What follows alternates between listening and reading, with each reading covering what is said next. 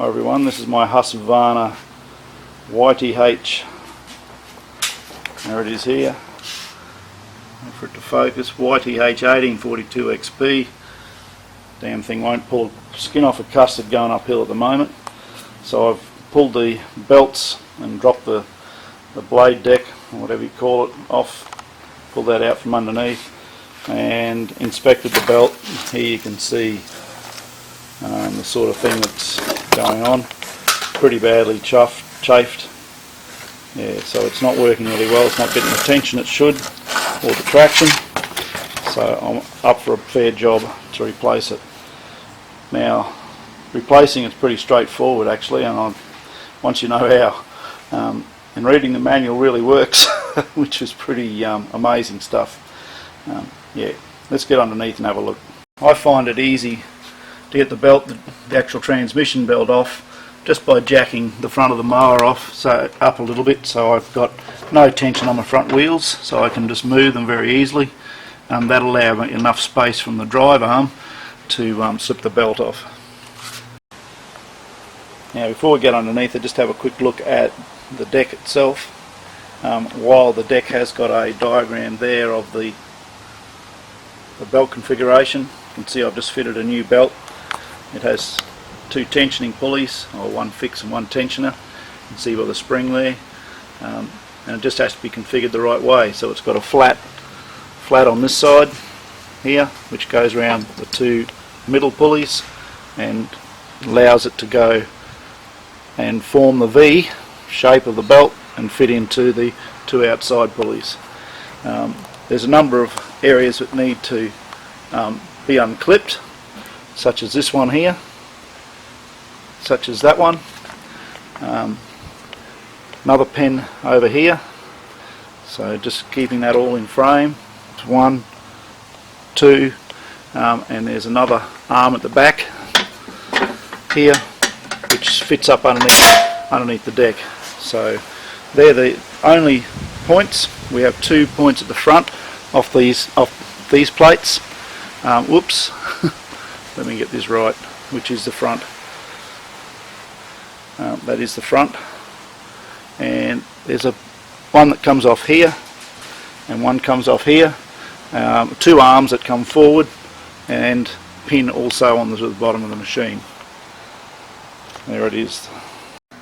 Now underneath, you can see there, this is the drive pulley, and it runs a belt. That's the drive pulley for the deck, but the drive pulley for the transmission is right up underneath here. I'm touching it right there. So the belt that you've seen damaged needs to come off from that. So basically it's a matter of pulling it off these two there. This one here is a tensioner pulley. One of those is a tensioner pulley. You get it off that one first, and then it slips off the second one, which is not tensioned. Once you've got it off those 2 smaller pulleys there, you can slip it off the back. That's if I can get it. You can see there the fan, not very well, but that's the fan on the top and the pulley on the top of the hydrostatic drive. Sorry about the filming, it's just a bit tight, but yeah, so basically once you've got it off those 2 other smaller pulleys, you can slide it off and very gently run it over the top of those fins of that pulley at the back there, and lift it up over the top. Once that's there, of course the belt then can be slipped right forward. There's a couple of things you need to disconnect before you get to doing that. There's a clutch wire here somewhere. There it is. Here, there's a clutch, just a little harness clip, so you just need to unplug that, and that'll allow that to dangle down and get your belt around it. You can see now what I was talking about before. You can move that arm from the wheels, just moving the wheels. If you've got them straight, it'll be up pretty close to the pulley. If you rotate your wheels, it gives you enough space to get the belt from underneath. Yeah, so removing this one, and there's one other piece that needs to be let go, and that's the anti-spin locking mechanism they've got there, which is just a piece of steel bent up, and it comes and sits in the top of that housing. There you can see now that I've loosened it, the whole thing can rotate a little bit, but when it's all tightened up, that's quite stiff. So that needs to come off to allow and to be lifted out of its locking hole up in there, to allow the belt then to be actually slipped off and totally off around the bottom of that, the clutch and the bottom, the drive pulley.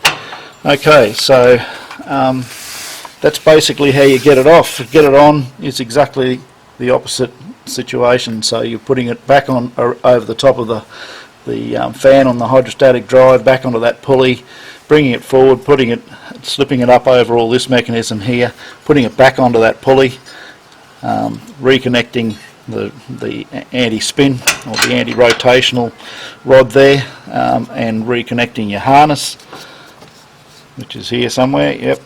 So reconnecting that harness.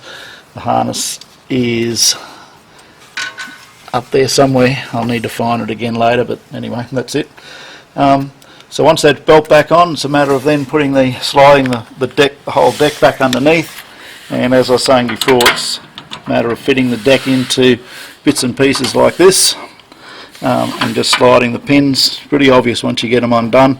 The one thing that I have learnt though, it's easier to get the belt on, the drive belt pulley, get the belt on so your deck's sitting underneath here like so, and then you put the belt on there first before you start to install all of the pins and clips and so forth. There's the front ones. Actually, I don't know if this is part of the problem, but probably is. When I pulled it apart this time, this arm here was bent, been hit. I can't remember doing it, but I must have, and it smashed the link rod between that and the deck. So that wasn't even there, so that was allowing not only this front wheel to scrub on the deck, but it was also probably misaligning things, so that might be why the belt's worn out so quickly.